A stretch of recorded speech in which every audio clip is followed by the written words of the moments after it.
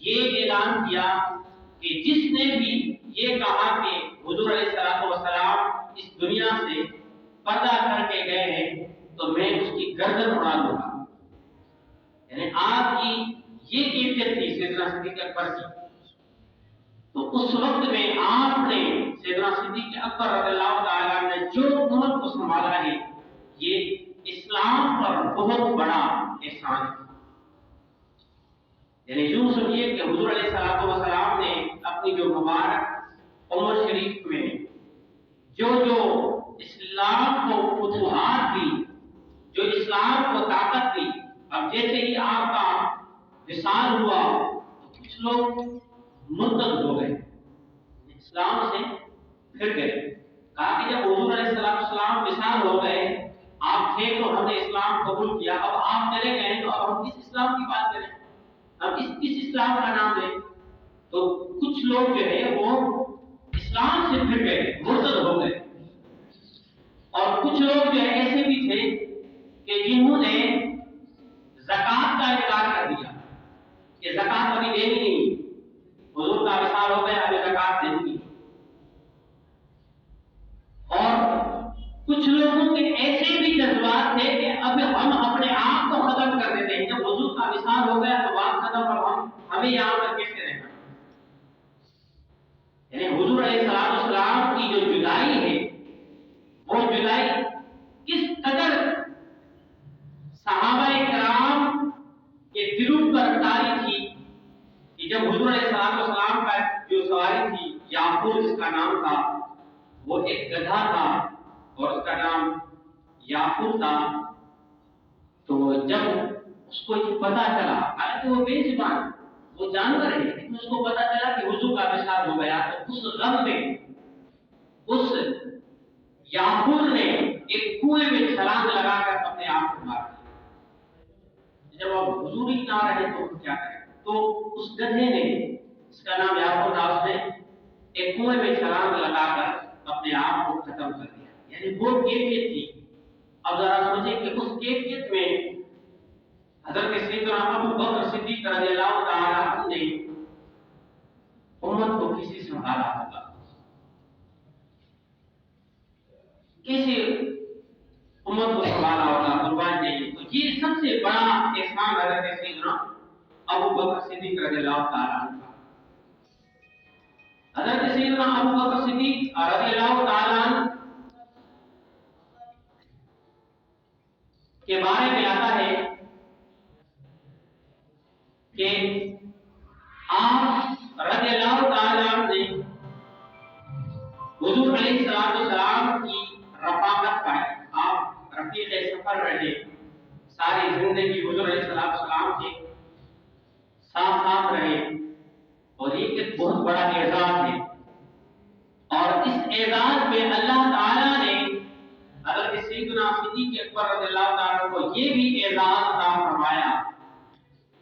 کہ آپ قیامت تک حضور علیہ السلام کے ساتھ رہیں. وہ کیسے؟ اب آپ کو پتا ہے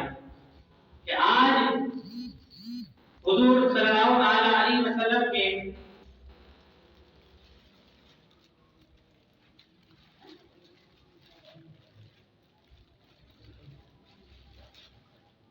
حضور علیہ السلام کے آپ یار غار بھی تھے اور یار مزار بھی تھے. یعنی آج مزار میں بھی آقا علیہ السلام کے ساتھ ساتھ. مفتی احمد یار خان نعیمی رحمۃ اللہ تعالی علیہ کا نام تو آپ نے سنا ہوگا. آپ فرماتے ہیں کہ حضور علیہ السلام کے یہ وہ سچے سپاہی ہیں کہ جنہوں نے حضور علیہ السلام کے ساتھ وفاداری کی، پہرےداری کی، اور سفر میں بھی آپ کے ساتھ رہے. اور جب ہجرت کا وقت آیا تب بھی مکے سے مدینے کا جو وقت آیا ہجرت کا، اس میں بھی آپ ساتھ ساتھ رہے. یہاں تک کہ آج حضور علیہ السلام کے مزار میں بھی آپ حضور کی پہرےداری کر رہے ہیں. اور وہ پہرےداری ایسی ہے کہ کوئی حضور علیہ السلام کا امتی نہ ہو، حضور علیہ السلام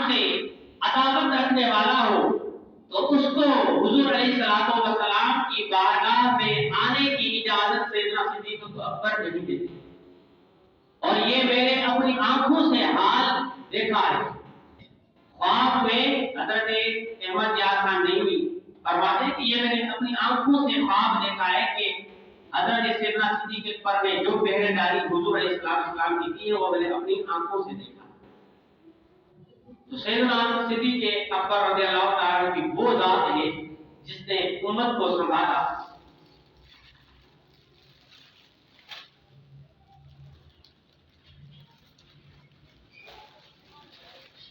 جس نے امت کو سنبھالا۔ اور سیدنا صدیق اکبر رضی اللہ تعالیٰ عنہ کے بارے میں آتا ہے کہ حضرت سیدنا علی المرتضیٰ والا مشکل کشا فرماتے ہیں کہ جب رسول اللہ صلی اللہ علیہ وسلم نے آپ کو مقدم کیا،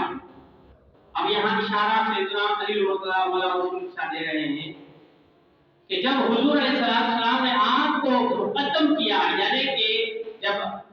بیماری کی حالت میں حضور علیہ السلام کی بیماری کی حالت میں نماز پڑھانے کا شرف بھی آپ کو بخشا کہ آپ قائم اور نماز پڑھائیں، تو سیدنا صدیق اکبر رضی اللہ تعالیٰ عنہ کو نماز پڑھانے کا حکم حضور علیہ السلام نے دیا آپ اپنی بیماری کی حالت میں۔ تو پھر کس کی مجال ہے کہ وہ آپ کو مؤخر کرے، یعنی پیچھے کرے؟ تو یوں جو ہے آپ جو ہے خلافت میں سب سے اعلیٰ ہے، افضل ہے، آپ کو خلافت کا حقدار، اور آپ پھر خلیفہ مقرر ہوئے۔ اور حضرت سیدنا صدیق اکبر رضی اللہ تعالیٰ عنہ بارہا کہتے رہے کہ مجھے کوئی خلافت کا شوق نہیں تھا، مجھے کوئی حکمرانی کا شوق نہیں تھا، میں نے ایک دن بھی یہ تصور نہیں کیا کہ میں خلافت پر مامور ہوں گا، میں مسلمانوں کا خلیفہ بنوں گا، میں مسلمانوں کی بہت بڑی ذمہ داری لوں گا، یہ مجھے ایک دن بھی اشارہ میں نے اپنے ذہن میں نہیں لایا۔ یعنی اس قدر آپ کی عاجزی تھی، اور پھر مسلمانوں نے مل کر آپ کو خلیفہ بنایا، اور آپ کی جو خلافت ہے وہ جو مدت تھی وہ تقریباً 2.5 سال تھی۔ حضرت سیدنا صدیق اکبر رضی اللہ تعالیٰ عنہ نے حضور علیہ السلام کے وصال کے بعد حکومت کو سنبھالا، اور حکومت کو سنبھالنے کے بعد آپ نے خلافت میں رہ کر بہت ساری فتوحات حاصل کی، یہاں تک کہ جو حضور علیہ السلام کے زمانے میں، حضور علیہ السلام کے وصال سے کچھ پہلے آپ نے جو حضرت سیدنا اسامہ رضی اللہ تعالیٰ عنہ کو مسلمانوں کا سپہ سالار بنا کر ایک جنگ کے لیے روانہ فرمایا، تو سیدنا صدیق اکبر رضی اللہ تعالیٰ عنہ نے اس صحابی کو بھی یہ پیغام نہیں بھیجا کہ اب آپ واپس آ جائیں، حضور کا وصال ہو گیا ہے، اب نئے سرے سے ہم کام کرتے نہیں ہیں۔ یہ بھی آپ نے کام نہیں کیا، بلکہ آپ نے فرمایا کہ جب حضور علیہ السلام نے بھیج دیا ہے، لشکر کے ساتھ بھیج دیا ہے، جنگ کے لیے بھیج دیا ہے، اب یہ جنگ کر کیا ہے؟ اچھا، پھر بسا اوقات یہ ہوتا ہے کہ جب نئی حکومت ہوتی ہے تو کیا ہوتا ہے کہ کچھ لوگ جو ہے وہ اپنی حکومت کو بچانے کے چکر میں مفاہمت کا اختیار ادا کرتے ہیں، کام کرتے ہیں کہ یار اس پارٹی کو بھی ملا لو، اس پارٹی کو بھی ملا لو، جب سب کو لے کر کرتے ہیں سب کا کام ہو جائے گا تاکہ ہماری کوئی مخالفت نہ کرے۔ اس دور میں اگر حضرت سیدنا صدیق اکبر رضی اللہ تعالی عنہ چاہتے تو مفاہمت کا کردار ادا کرتے کہ چلو ٹھیک ہے، جن لوگوں نے زکات کا انکار کر دیا ان کو بھی ساتھ لیتے ہیں، اور جو مرتد ہو گئے ان کو بھی ساتھ لیتے ہیں، چلو تم اسلام سے پھر گئے، کوئی مسئلہ نہیں ہے، مسئلہ حل کرتے ہیں۔ لیکن آپ نے وہ مفاہمت کا اختیار، آپ نے مفاہمت کی راہ نہیں لی، بلکہ آپ نے فرمایا کہ جو زکات کے منکر ہیں ان کے خلاف بھی جنگ کی جائے گی، اور جو اسلام سے مرتد ہو چکے ہیں ان کے خلاف بھی جنگ کی جائے گی، اور جو اسلام کو ٹارگٹ بنانا چاہ رہے ہیں ان کے خلاف بھی جنگ کی جائے گی، اور جو نبوت کا دعویٰ کر بیٹھے ہیں کہ اب حضور کا وصال ہو گیا، اب میں نبی ہو جاؤں گا، کیونکہ اس دور میں کچھ لوگوں نے نبوت کا اقرار کر دیا، انہوں نے کہا حضور کا وصال ہو گیا، اب میں نبی ہوں، اور کچھ لوگوں نے کسی اور کو نبی منتخب کر دیا کہ نبی یہ ہے، یعنی حضور کے وصال کے بعد فتنوں کا آغاز ہونے لگا، اور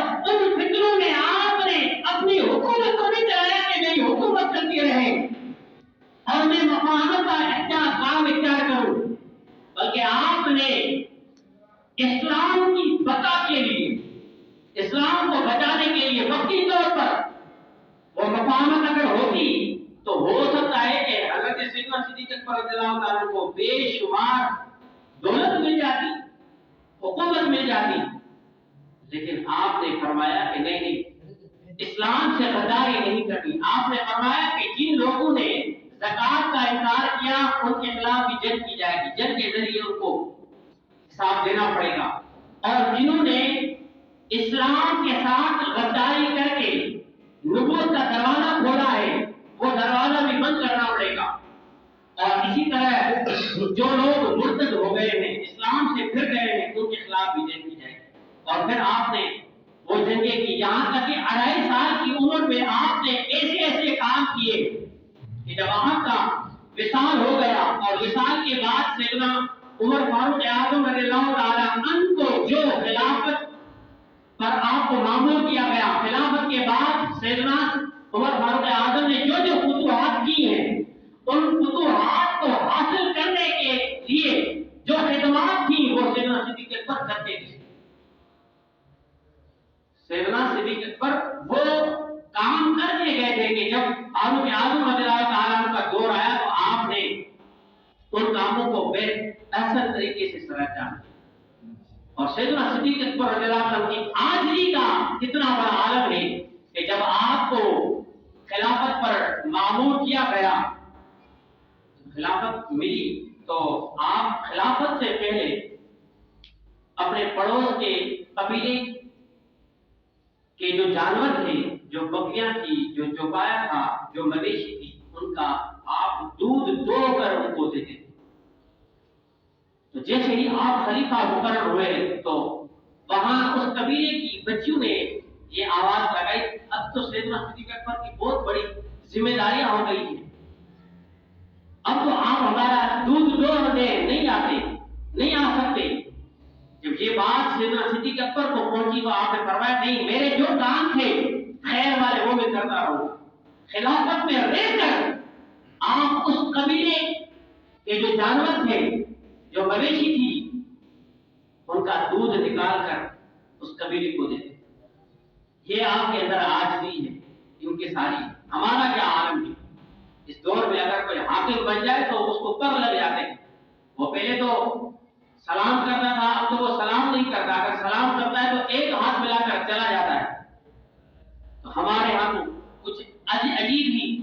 رت ہوتی ہے، لیکن قربان چاہیے سیدنا صدیق اکبر کے ساتھ۔ تو سیدنا صدیق اکبر رضی اللہ عنہ کے جو پہلو ہیں ان میں سے جیسے میں خلاصتاً عرض کرتا چلوں کہ سیدنا صدیق اکبر رضی اللہ عنہ نے اسلام کی راہ ہموار کی ہے، اور اسلام پر آپ کے بے شمار جو ہے وہ احسانات ہیں۔ ان میں سے کچھ احسانات میں نے آپ کے سامنے ذکر کیے۔ آپ کی سیرت کو پڑھتے ہیں تو سکون ملتا ہے کہ جو اسلام کے ساتھ جن جن لوگوں نے وفاداری کی ہے، اللہ تعالیٰ نے ان کا نام کیسا روشن کیا ہے۔ تو انشاءاللہ عزیز ہم اسی مہینے جو ہماری سالانہ محفل ہوتی ہے، محفل میلاد مصطفیٰ، وہ ہوگی 28 جمادی الاخری یعنی جمادی الثانی کی 28 تاریخ ہوگی اور 29 شب ہوگی، اور جنوری کے حساب سے 21 فروری ہفتے کا دن ہوگا، بعد نماز عشاء یہ بابا تک محفل ہوگی۔ اس میں آپ نے سب نے ضرور آنا ہے۔ اللہ تعالیٰ کی بارگاہ میں دعا ہے جو کچھ نہ اس پر عمل کرنے، اسے یاد رکھنے، اسے دوسروں تک پہنچانے کی توفیق عطا فرمائے۔